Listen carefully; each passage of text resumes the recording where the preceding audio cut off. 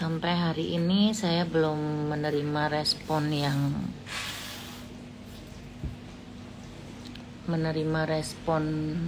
beneran ya, bukan respon balas-balasan dari cuitan di sosial media. Mudah-mudahan nanti Pak Sandiaga Uno atau Ibu Menteri atau juga Pak Presiden mungkin untuk mengkaji ulang kenaikan pajak hiburan dari 40% sampai 75%. Karena jujur aja ini memang sangat memberatkan buat kita para pengusaha. Saya mewakili teman-teman yang mungkin teman-teman tidak ada yang berani untuk berteriak, tapi kali ini saya mewakili diri saya sendiri dan juga asosiasi APERKI dan juga teman-teman yang seperjuangan, mungkin dari tempat hiburan yang lain-lain. Saya rasa memang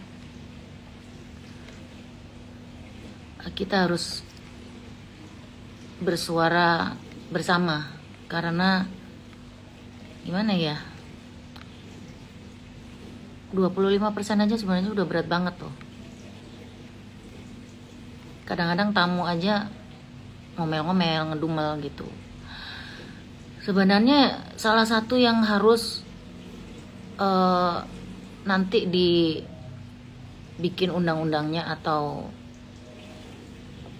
perizinan atau apalah itu namanya ya, saya berharapnya tuh dipisah-pisah gitu. Mana yang klub malam, mana yang perizinan untuk karaoke keluarga, karena efeknya berat banget buat kita gitu. Kalau mungkin ya, kalau untuk klub malam atau diskotik yang mungkin biayanya tidak sekecil saya, tapi biayanya paling gede ya mungkin ya. Kalau kena bayar 40 sampai 75%, mungkin agak nggak ngefek kali ya gitu. Karena mereka ada jualan minuman keras, ada jualan apa ya, bla bla bla bla gitu ya, namanya juga klub malam ya, ada LC juga, ada karaoke juga di situ, terus ada live musik dan lain sebagainya. Itu biayanya kan gede banget ya. Saya rasa kalau bayar pajak 40% aja mungkin mereka cuman merem.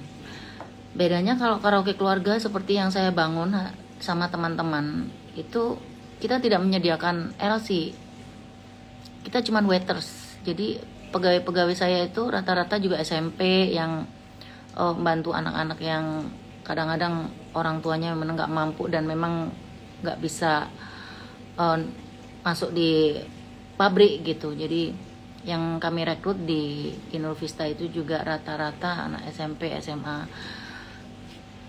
Itu lulusan yang muda-muda, karena saya melihat bahwa anak-anak muda itu kerjanya walaupun kadang-kadang shiftnya double gitu, mereka masih kuat tenaganya. Pegawai saya juga di kantor banyak yang sarjana-sarjana semua, dan mereka juga sampai hari ini gajinya nggak naik. Terus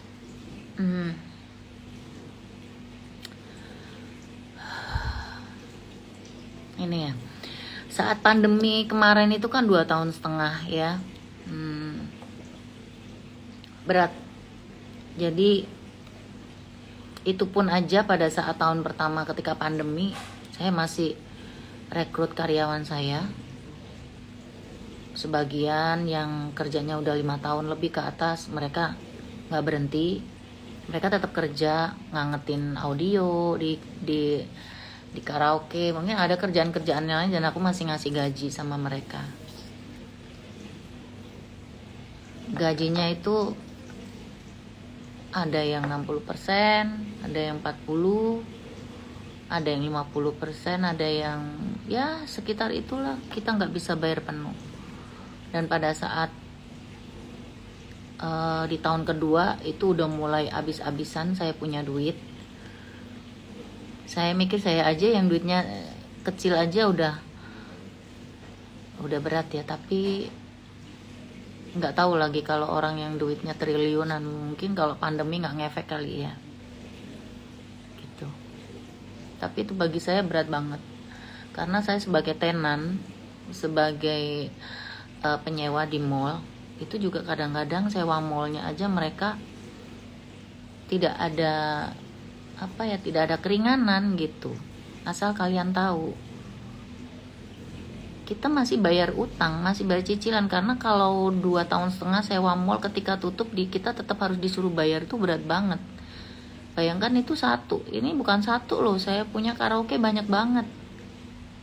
Dan sampai hari ini pun juga bayarnya masih pada nyicil gitu.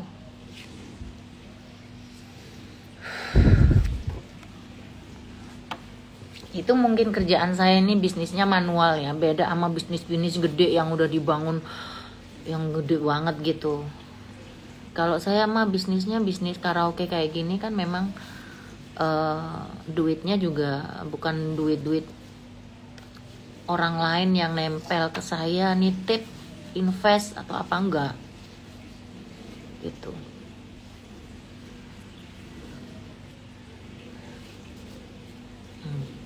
Jadi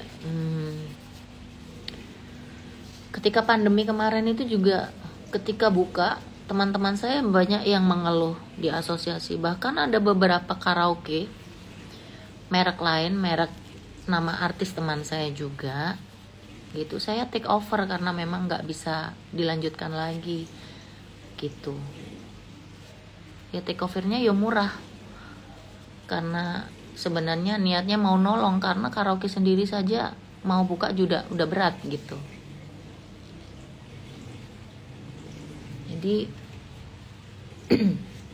ketika mendengar kabar 45 sampai 75% hitungnya dari mana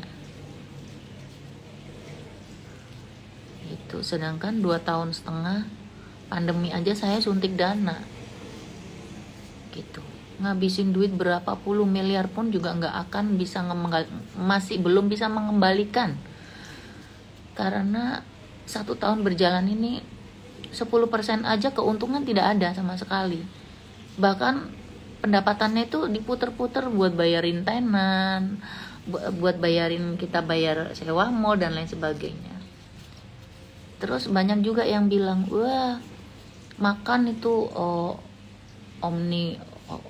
omnibus apalah itu namanya gitu. Itu kan dulu itu kan kalau nggak salah endorse ya. Saya tidak tahu di dalamnya seperti apa, cuman namanya juga artis.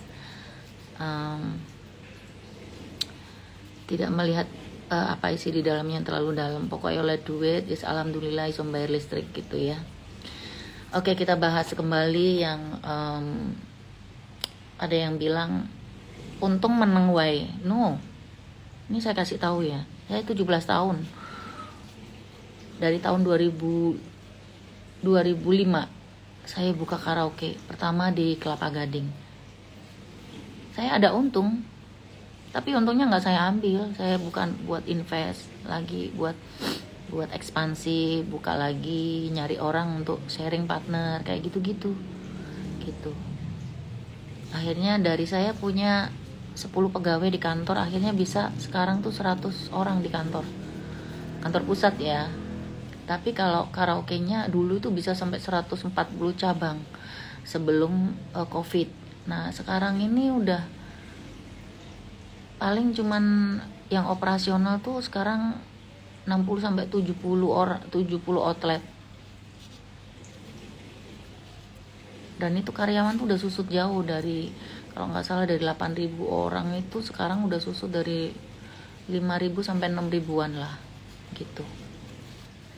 Itu karena satu outlet itu biasanya saya masukkan pegawai itu bisa sampai, kalau roomnya gede kayak yang di mana itu ya, saya punya karaoke di daerah dekatnya Indosiar tuh ya, Ciputra World tuh kalau nggak salah, kok Ciputra ya, daerah situ ya.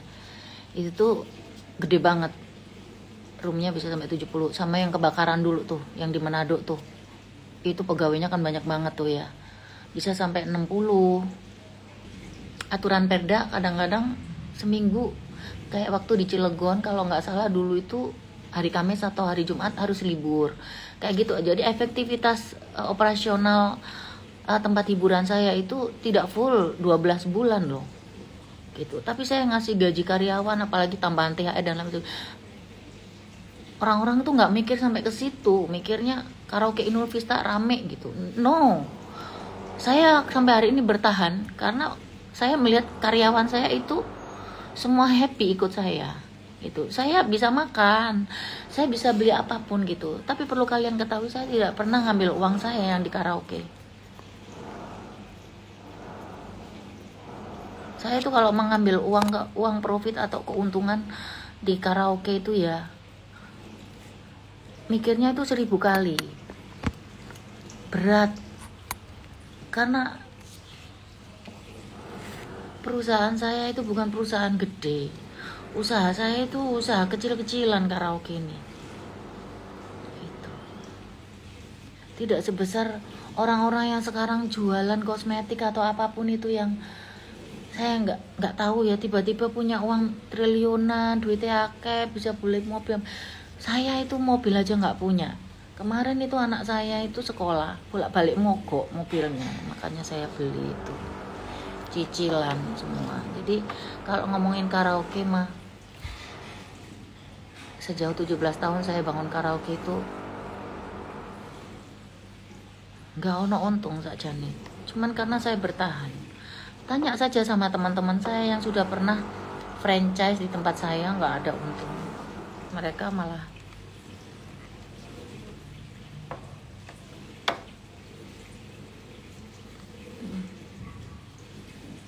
ya udah gitu aja. Nanti kita lanjut lagi cerita dari saya tentang bagaimana 17 tahun berjuang untuk membangun karaoke dengan segala perjuangannya.